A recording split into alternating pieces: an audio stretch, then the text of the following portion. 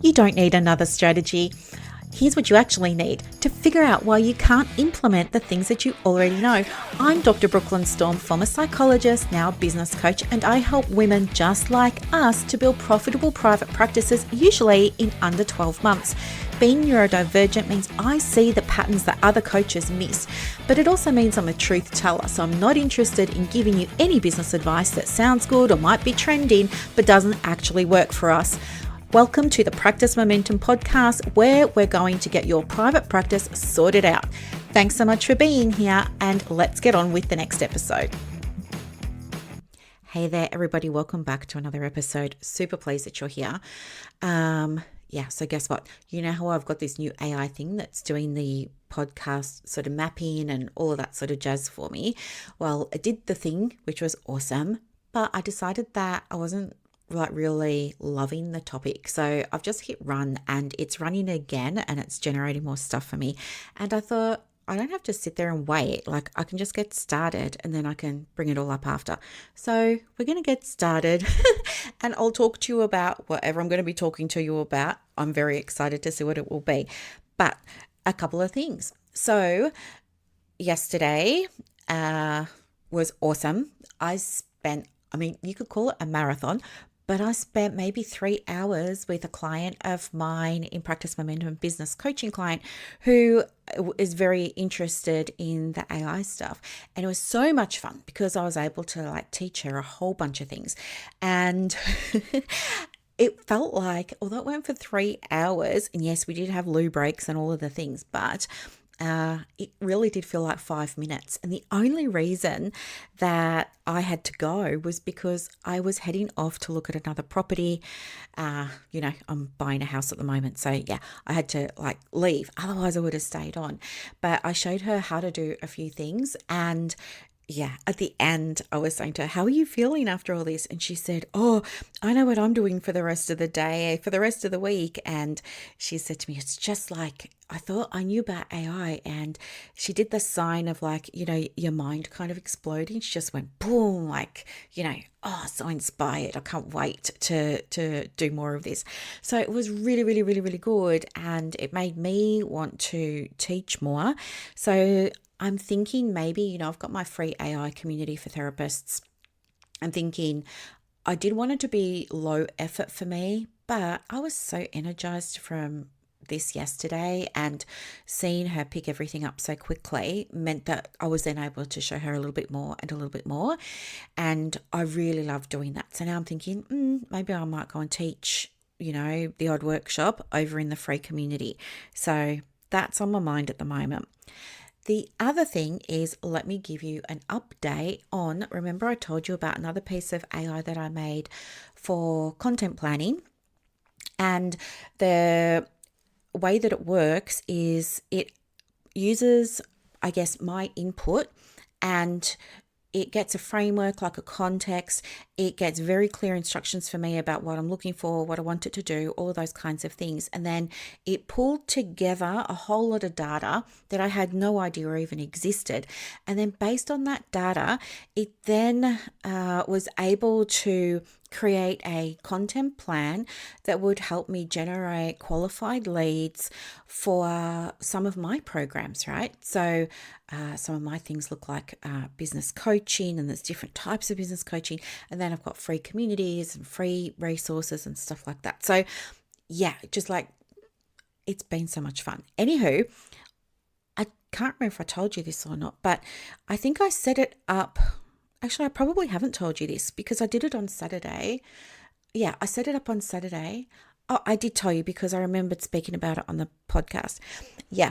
And anyway, after I set it all up, I was very surprised because the first post had, I think it's up to something like 19 little sort of engagement things, but that's very unusual for me because my audience lurk before they work, right? They want to kind of hang back, stay in their shadows, watch from a distance, and they take time. And eventually, when it's the right time for them, they'll reach out, but many of them never ever comment. So I never really know when somebody does reach out to ask about work.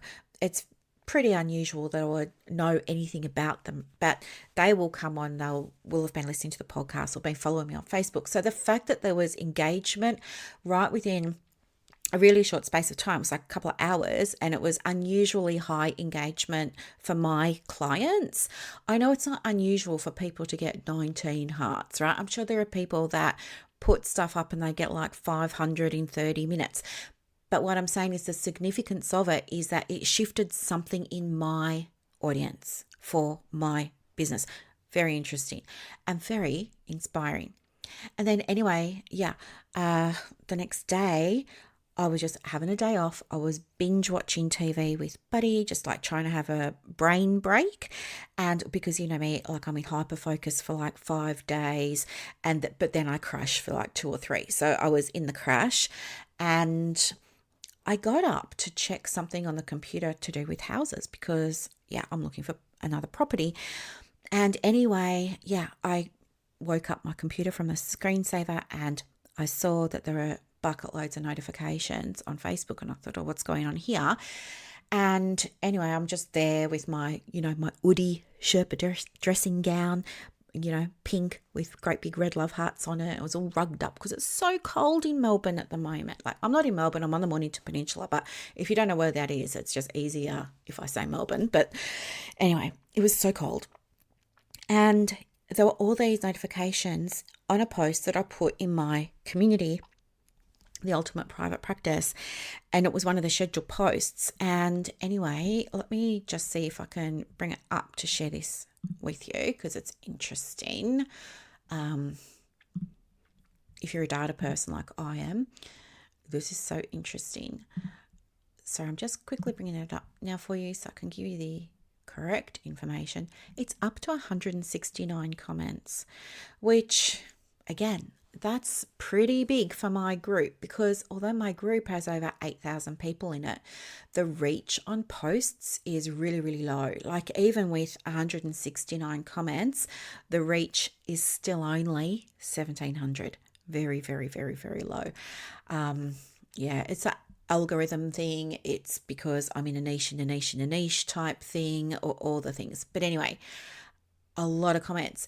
And so I had to go in and respond to all of those comments, and it gobbled up probably 2 hours of my Sunday. And then on Monday I did a little bit more. I didn't do any yesterday, and then I think I finished them off today, though in saying that there's probably more. Like, if I just click on newest, more have come in.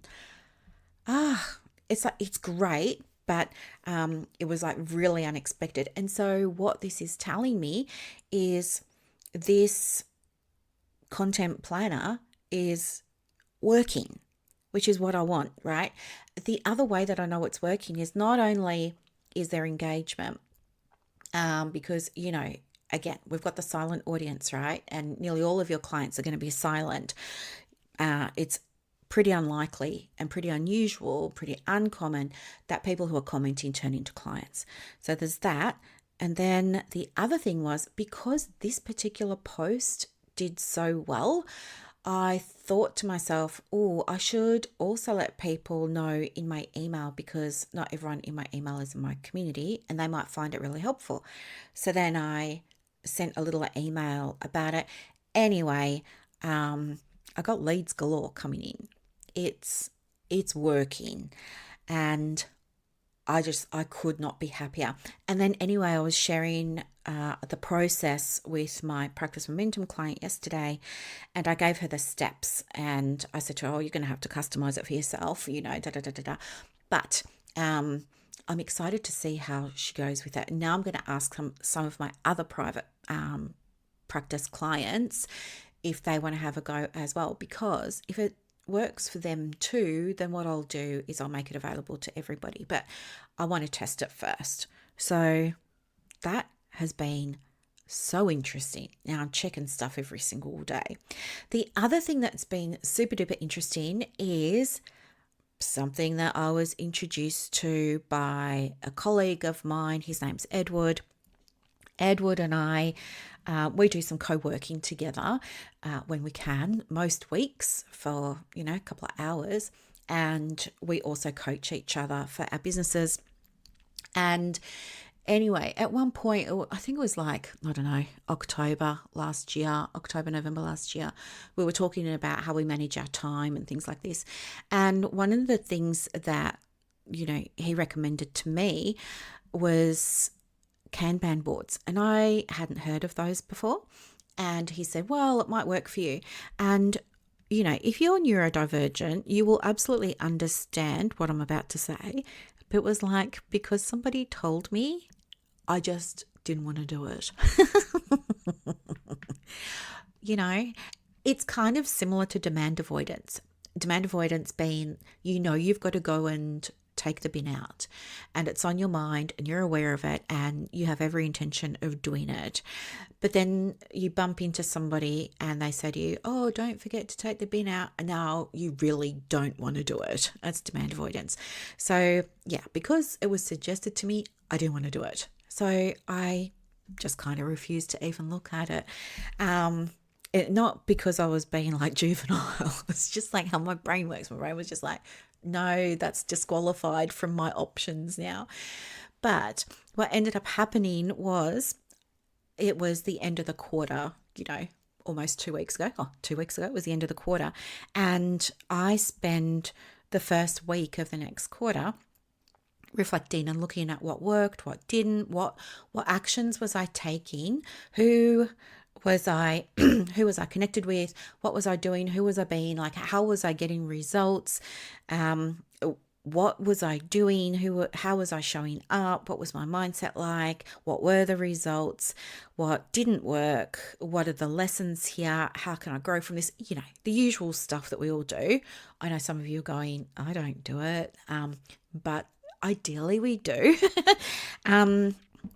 Anyway, and I realized, oh yeah, I need to do something about my marketing, because I happen to love marketing, but I had gone down a little bit of a rabbit hole with another offer.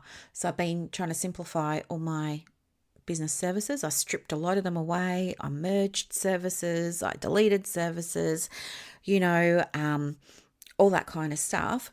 That all happened. But at the same time, I was like, oh, I think I'll create something new. It's law of vacuum. I was talking to somebody else about that the other day too. Law of vacuum is when you're manifesting, you have universal laws. And one of the universal laws is, as soon as you create space for something, it ends up getting filled pretty quickly. For me, a really great example is cleaning out the linen cupboard, or cleaning out the Tupperware cupboard, or cleaning out my third drawer. I know, like, pretty soon after I've done that, I'm going to be filling it up with stuff again. But anywho, there was that. And I was thinking, I need a better way of tracking stuff. And I've got my KPI tracker, and I've got my income and expenses trackers, like all that kind of stuff. But I wanted a new way of tracking, because I know that, well, for me, I know that whatever I see tends to do really, really well. Because I really do believe that whatever I'm giving my focus to, my attention to, grows and develops. And so I was thinking, what would I like to grow and develop, and what would I like that to look like, and how's it going to fit with my goals and my values and those kinds of things. And anyway, I thought to myself, oh, I want to make like a chart, because I've got a wall planner. You've heard me talk about it before. And remember I said to you about, it was a couple of episodes ago, I was talking to you about what happened with the first house that I was looking at. And I said, oh, I don't know when I'm going to get another one. I don't know. And then I said to you that I was looking at my wall calendar, and my eyes just kept sort of going to May. My eyes are still going to May. So I really believe that May is going to be significant for the house. And May is going to be significant for the house, and I still feel that. And even as I look at it now, I'm feeling like it's the second row on the calendar. So I don't know if that is week 2 or week 1, because you know how like the top row carries over some dates from the previous month. So I don't know, but it's the second row on my calendar. First or second week of May, I'm feeling is going to be the thing. But anyway, and I was looking at that and I thought, that's exactly what happened when I was thinking about the house at the start of the year. I got the feeling, oh, it's going to be April. And, everything kind of happened in March, right?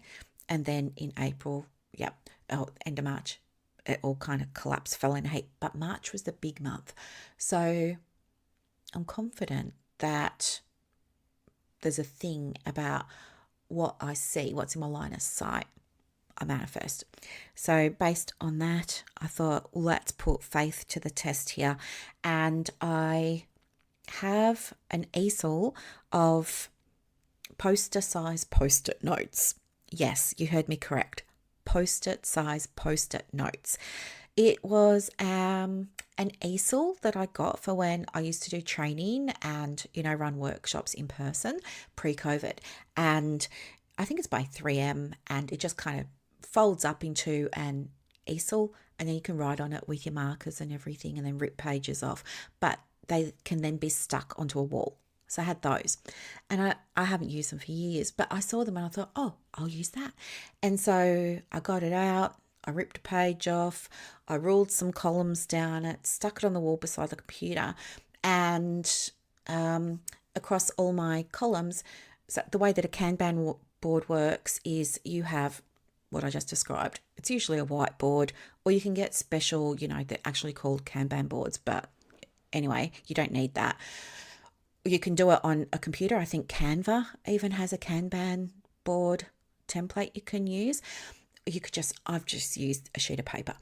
Anyway, put it into columns, and then what you do is you have coloured cards, or in my case, regular size sticky notes. Well, I'm actually using small ones, but just sticky notes. And you move the sticky note across the board, and you can see at a glance where each person is in their journey. And it also helps you move them across, but build momentum, make progress, and your brain starts, because it's your subconscious seeing it, right? So your brain starts going, oh, okay, we need to fill this board up. This is what I believe. This is how I believe it's working for me. I think my brain is like, oh, there's a lot of white space here. We want to fill this up.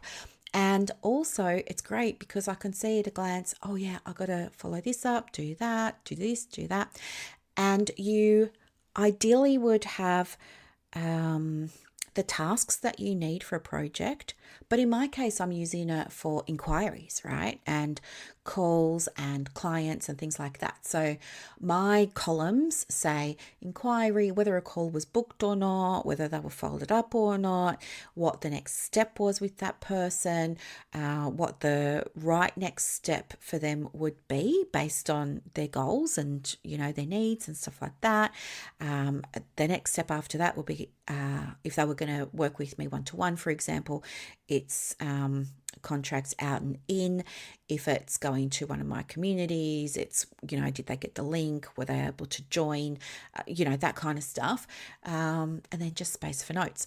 And then for your little post-its, the things that you're moving along your board, you want to have different colors. So I use, green for one service, pink for another, purple for another. And then I can glance at that board and I can see straight away, oh, I've got a lot of green, or oh, I've got a lot of pink, or oh, I've got a lot of blue, or whatever it is. And that visually tells me what's working. And I can also see, oh, we've only got one yellow. And that's telling me important information too, right? It's also showing me, not that it's happened yet, but I know that it will, where people are dropping off, where they're dropping out. And that's helpful because I can then use that information to plug gaps in my system so that people don't drop out or miss getting followed up and things like that. So anyway, I am loving it. And I started it, I want to say Tuesday. So it wasn't yesterday. It must have been Tuesday last week. Yes, it was Tuesday last week. After we were back from the Easter holidays, I started this. I think I might have even mentioned it. And anyway, I think it had like one or two little sticky notes on it. But now it's got 1, 2, 3, 4, 5, 6, 7, 8, 9, 10, 11, 12, 13. right? And of those 13, they're all at different points in the board, but most of them are on inquiry at the moment, right? So that's a whole lot. 9 are on inquiry that haven't been moved forward yet, that are in the process of moving forward. So, yeah, if you're looking for inquiries, if you're looking for clients, maybe make yourself a Kanban board. If you're somebody who does well with visual things, if you're not into manifesting and if you haven't tried something like this, you heard how easy it is. If you haven't tried something like this, maybe give it a go. You don't have to do it the exact way that I did. You can go onto YouTube and you can have a look at Kanban boards and how people do them, but it's spelt K for kitten, A for apple, N for Nelly, B for Brooklyn, A for apple, N for Nelly, Kanban board. Anyway, it's my new obsession and it works really well with my current time management process, which is moves. Yeah, and basically moves just stands for doing money activities, doing outreach activities, doing visibility activities, doing activities that execute on service delivery for clients and students and supervisees and all those kinds of things. And of course, executing means implementing information, skills, knowledge that I'm learning from courses that I'm doing. If you can hear noise in the background, it's Buddy. He's just come back from a WALK and he's having a drink of water loudly. It's so cute. And yeah, S stands for space for unexpected things. So in case I just said that, I can't remember if I did or I didn't. But anyway, so for each of those 5 letters, I have time in my calendar set up as like little appointments. I just use the appointment thing and they're all a different color. And then I can just slide them around whenever I want. So for me, with being neurodivergent, this allows me to have some structure in the day and flexibility. And this means that I can do the things when the energy is there. And it means that I'm always doing things that shift the needle in my business. So anyway, yeah, Kanban board works really, really well with that. And then, yeah, went and saw a few more homes and put in an offer this morning on one. And yeah, very excited. Hopefully it's all going to work out. Very, very excited. And then also next week I'm away and I cannot wait to go away. Okay, so let's go and see how my little AI thing went. Okay, it's done really well. I'm happy with this topic. I am. You're going to like this. All right, I already know about this topic too, which is great. So let's just dive in. As I said, this topic and everything that you're about to hear came from something that I created that helps me do all of this sort of stuff. It's so cool. But anyway, this particular topic is about Gemini. Now, this is very, very important. So if you haven't heard of Gemini, Gemini is AI. So just like how we've got Claude and ChatGPT, Gemini is embedded into the Google sphere, okay? And it's a fantastic place for you to be doing things with AI because, as I've mentioned before, ChatGPT and Claude just don't provide HIPAA compliance. They're very clear that they do not. If you wanted to have a level of security on your accounts with them, for both of them, you need to apply for something that's called enterprise level. So you know how you've got your free tier and you've got your paid tier and things like that. And there's the different levels of payments. Well, enterprise is a custom one and they work out a price, but it's very, very, very expensive and they don't do it usually for solo practices. It's usually reserved for, I guess, hospitals, for pathology collection organisations, like organisations type thing, not really so much for us. And so while we don't want to be using identifying information when we're working with AI, if you want to do some things and maybe the AI is going to be exposed to identifying information, then we do want to make sure that we've put all the guardrails in place. And a fantastic way of doing that is with Google Workspace, because Google Workspace does give you the HIPAA compliance. Now, that doesn't mean too much for us in Australia because it's not Australian, right? It's American. But it's not like we've got an APRA compliance, tool the same as the HIPAA one. So I think it's, as good as, it's like the best that you can do. So I would definitely be recommending, if you are interested in, doing higher level things with your AI, then do it within Gemini, do it within the Google Workspace, because you're protected. You have HIPAA compliance, and it's just safer. So it means that should anything happen, at least you're protected, right? You can say, well, I've got the data controls in place. I've done the best that I can do. It's very different to something being in Claude or ChatGPT servers, being exposed to who knows who and things like that. So yeah, Gemini is the place to go. Now, some of the things that you might want to do with the AI that are relevant to what I'm going to speak with you about today is things like what I mentioned before. You might want to run a morning briefing or an evening briefing or a weekly briefing and things like that. And that could look like saying to the AI, hey, go and have a look at my day. I want you to check my emails, draft some replies, unsubscribe from things, delete things, put things in folders, give me a summary of what clients I'm seeing today, what meetings I've got coming up, what's my day looking like. Do you know what I mean? So you can do all of that. But the thing is that when we want to do those kinds of things in our industry, because we've got nuances around, privacy and confidentiality and things like that just aren't as strict or as present in other industries, like maybe retail, right, or hospitality and things like that, we have to be very careful. So we can't do a lot of the things that a lot of other people are doing, right? We have to figure out, how do I still be able to do this without compromising data integrity and, breaching privacy and security and stuff like that. And so if you want to do those things, you would use Gemini in Google on the paid account, right? Not on free. You don't have any protection on free. So let me talk you through what this is going to look like.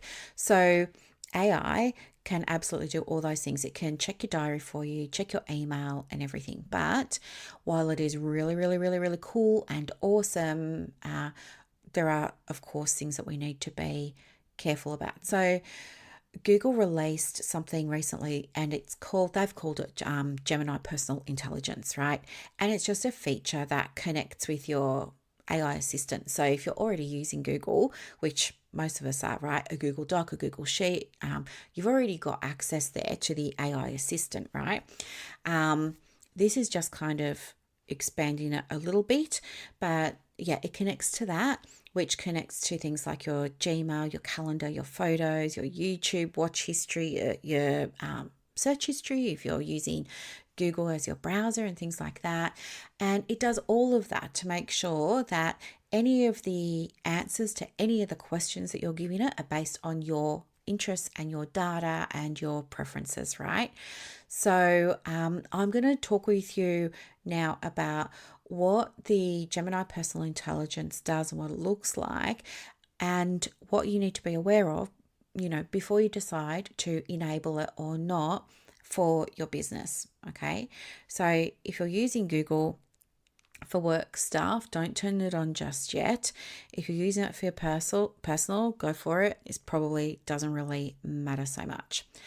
All right. So it's basically just a tool that is adding into the already existing AI assistant, and it just connects that to your personal Google data. Okay. So, yeah, the basics of it are that, I don't know, personal intelligence, it's a bit of a marketing phrase, right? But what it really means is that you can use the Gemini app, or you can use your Google search, or you can use Google Workspace, as I said a moment ago. And, up until just very recently, when you asked a question, it gave an answer from its training data, right?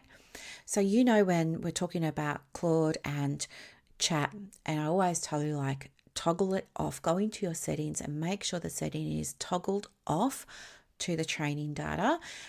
We don't want any of your information being out there used by goodness knows who to train their systems, right? So this is saying that up until very, very recently, Google, anytime you are asking it questions, it was pulling from the information that everybody who hadn't toggled that off on their settings, right, was sharing. But now, instead of it pulling from like a great big database of essentially general knowledge and giving you essentially a very general answer, the personal intelligence is changing that. So when you enable that feature, it allows Gemini then to access all of your Google accounts. So when you do things like maybe you say, I don't know, what fee did I offer this potential student, last month in that email, the Gemini personal intelligence tool will go into the email. It's going to search your email. It will pull up the email. It will find the answer for you. It will give it to that. So it's going to look through everything. If you say, I was looking for a citation that I could use about the evidence of EMDR for grief, loss and trauma in, children over the age of 14, but under the age of 18, I think I was looking at it in January, then the personal intelligence will now go and search back through your whole entire search history, find that citation for you, bring it up and say, oh, here you go, right? So you can see how this could be so helpful. But it's going to have implications, obviously, for private practice because, yes, it's very much like a personal assistant now, just like how you would, I guess, work with a VA or, I don't know, your virtual admin, your virtual assistant, your bookkeeper, like whoever's got access to your data, you get all of them to sign non-disclosures, right? You get them all to sign the privacy and confidentiality and all that kind of stuff. So kind of like that, we want to set up the permissions. We want to set up the permissions for you to be able to do that with Google as well. Okay. So this is brand new. It's currently being rolled out to users who are on pay plans like Pro or Ultra. If you're using a free Google Gemini account, you probably don't have access to it yet. But as I said to you before about some of the features that ChatGPT has been rolling out lately, the last one that we spoke about was the file library. I think that they will all become available to people on the free plans eventually, because even with something like this one here, it's going to make sense to Google to make it accessible to you because it will keep you on their platform and they will make money from you, right? By things like the amount of time you spend on different websites. So that's how they get paid, yada, yada, yada. We don't need to go into that. You know it. But so it should be coming to Australia very, very soon. It has already been rolled out in the US. So, just keep an eye on your Google Gemini stuff if you're in Australia. But when it comes to enable it, you do need to go into your settings in your app. So, you've got the desktop version, you've also got the version on your device, and go into the settings in the settings, look for personal context, or it may be called personal intelligence as well. And then from there, you can just choose, what you're going to give it permission to access and not.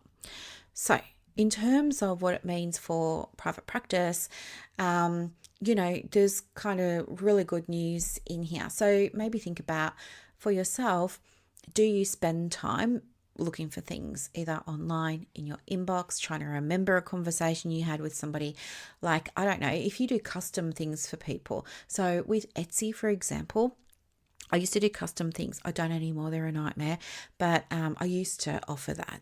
And it was like websites. So I would be selling these website templates, and I would offer the option to have it customized, where it was kind of like I would jump into the template and update it with the person's branding, their fonts, their colors, stuff like that.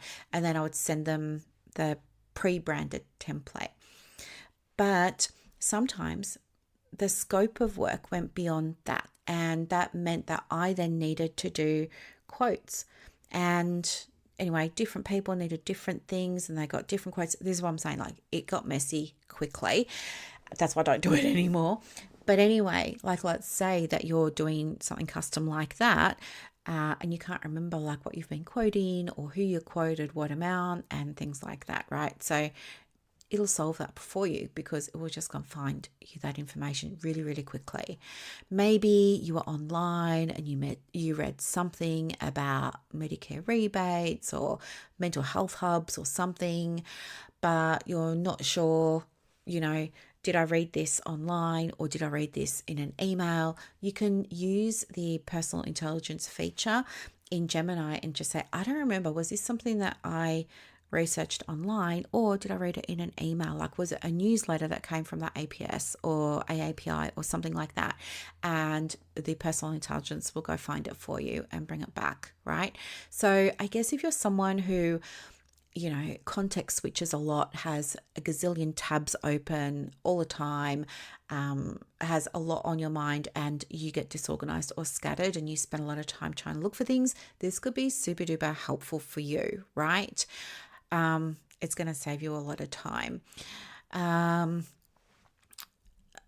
I guess the other thing too is, just be mindful that it's going to have access to anything that falls within the Google, I say the Google sphere, but you know what I'm talking about. So anything you're doing on Google. So maybe you're using Google Keep, as well as Gmail, as well as Sheets, as well as using the search engine, all of those kinds of things. I think it's going to be really, really handy for you. But there are also some things that you might want to know before you get started. And this is where let's just be honest. I don't know about you, but with me, I do have a Google Work account, right? My email account's just support@brooklynstorm.com. But it's not like 100% work. I do get emails from, unwork related things. I get emails about dogs because I love dogs and I like to subscribe to the Lord Smith. That's where it's an animal shelter in Melbourne, and that's where I got my previous dog from. And so now I sponsor dogs from there. And so I just get that coming over to my work email, so I see it. But I have I think I've got a realestate.com email subscription coming through into it now as well. So it's not all business is what I'm saying. I've got personal stuff in there as well. So I think the trick is going to be remembering that most of us don't have perfectly separated email accounts, right? Many of us are using Gmail for everything. We're getting inquiries off the website coming into it. We're getting referrals from people into it. We're getting correspondence from supervisees into it, all this kind of stuff. Things our clients want us to look at, all of that. So it can be a little bit of a mixed bag. And then, of course, you've got, as I said, personal things. So, the thing is, if you have a single Gmail account and everything's going into it, you've probably got a lot of emails in there that have something to do with identifying data, whether it's client details or referrals and stuff like that. Okay. The other thing is you want to know, what does Google actually do with the data that's getting processed through the personal intelligence feature of Gemini. So it's interesting because Google is saying that any personal data that's accessed through the feature isn't used to train the AI models by default for personal accounts, but the data is processed on their servers in order to generate responses. So it's not that it's the data is like sitting somewhere and it's all contained in a nice safe space, right? It's also not the same as saying that it's unsafe. It's just saying that you need to understand that while it's not going to use your information on your personal account to go training, it is staying on a server somewhere for your benefit so that it can quickly pull up answers for you. So you have to think about how comfortable you are with that. I mean, if you ask me, I'm not an IT expert, but I kind of figure all my information's already on some server somewhere with Google. I'm sure it is with a million places, let's be honest. I was saying to somebody the other day, like, I really don't believe in privacy anymore. I believe in the need for it. I believe we want to strive to have it. I'm all for it. It's not about that. Don't misunderstand. What I'm meaning is, I think for me, it's easier for me to accept that I probably all my information's out there. My information was breached with Medicare last year. My information was breached with Optus the year before. Do you remember that when Optus, so if you're not from Australia, Optus is a telecommunications company, and the data got breached and hacked and all of this, and held to ransom. Like, the hackers were holding Optus to ransom. They wanted money to not release the data, all of this. So I'm pretty sure, and the amount of, I don't know, I get random calls every single day. No one's got my mobile number apart from my clients, and that's not even all of my clients. Only some of my clients have my actual private number. So my number was updated, I think 18 months ago. So even then, if I'd worked with somebody prior, they wouldn't have my current number. So what I'm saying is, like, it's minimal, the number of people who've got my phone number, yet I can go into, the phone part on my iPhone. I can see all these red, phone numbers of people that have tried calling me that didn't get through. I've got no idea who they are. No one's got the number. So obviously I'm on a list somewhere. I have to think that when it comes to Google, yes, of course, we need to be mindful. We've got to follow privacy principles. We've got to follow ethical guidelines. Yes, yes, yes. But I think for me personally, outside of that, me just as a citizen, I really believe, like, there's no privacy for me. I think my stuff's everywhere. And I'm not going to get my knickers in a knot because Google's got my stuff on a server. I think it's more of a concern if Google's got your client's stuff on a server and your clients didn't consent. That's the issue. You know what I'm saying? Anywho, So I think maybe just, if you want to use these features with AI and you really love Google, like I do, like I use Google for lots of things, but I've got like highest level security and all of that kind of stuff. I think if you're going to use it, maybe separate your stuff. Maybe have 2 different Google accounts, right, with 2 different logins, because I think even on paid tier, you can add as many emails as you want. So even if you went and changed the email address, you created a new email address, it's still the same account, right, run by the same admin. So it's still the same account. I would say go and start a whole new account in Google, and just keep the 2 perfectly separate and use all your AI stuff on the personal one, perhaps. Anyway, it's very, very interesting. There's lots kind of happening at the moment in the AI space. In terms of privacy and confidentiality, though, as I said at the start, with if you did want to do stuff that was, I don't know, going to pull from your calendar or pull from your email, you can do it safely in terms of patient health identifiers and stuff like that under Google, as long as you're covered by Google. So you have to make sure that you're covered because it's not automatic. So you do have to make sure that you're set up properly. But then I think the other thing too is to update for your clients and things like that. Go and update your consent form or your terms. I think a really, really simple way of doing that is, go and put it on all your forms. But I think also just update your email footer, just find simple ways to do it. And because the more places you've got that you use AI, or you may use AI or something like that, it just gives you more protection. In my opinion, I'm not a lawyer, but I think if a client sees when they go to book an appointment that, AI is going to be used to, I don't know, transcribe the meeting. Like that's what I put on my appointments. I say AI may be used to transcribe the meeting. And even then, a lot of the time I don't do it. Sometimes I use it, sometimes I don't, but it's there to cover the client so they're aware that it could be used with AI to cover me. I think transparency is key. And I think most of the time, it's going to be like with anything, isn't it? There are people that are going to say yay, there are people going to say nay. But I think a lot of the time, people don't care. I think they understand that AI is here, it's getting used. I mean, my lawyer that's been helping me with some stuff. I was going to say, do you need to know? I think I've already mentioned it before. Oh, someone owes me money. That's all it is. Anyway, someone in my family. It's not a work thing. It's a family thing. I lent someone a lot of money. They haven't paid it back. Blah, blah, blah.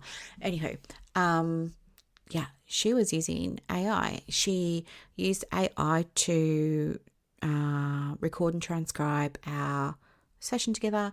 Then she used it to help pull together and analyze information for the thing that we were working on, stuff like that. So, but she just said, do you mind if I use AI for this? Now, I didn't give a hoot.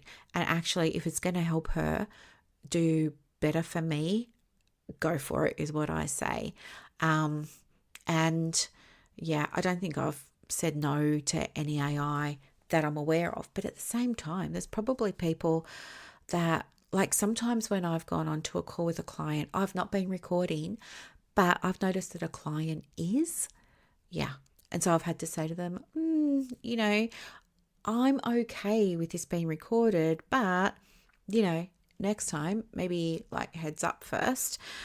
And we can use that as sort of a teaching point. So I think you wouldn't want your clients recording anything without your knowledge. So we don't want to do it to them without theirs.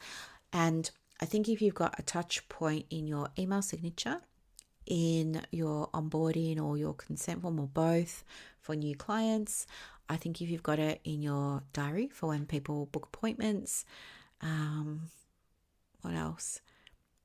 I think if you have it as an email footer, I think I already said that, but in my mind, I'm seeing my regular Gmail, but then I was seeing my flow desk. So I'm thinking of two different things, but I think just put it everywhere and just cover yourself. I think the more transparent you can be about it, the better it is for you, because you get to operate in integrity.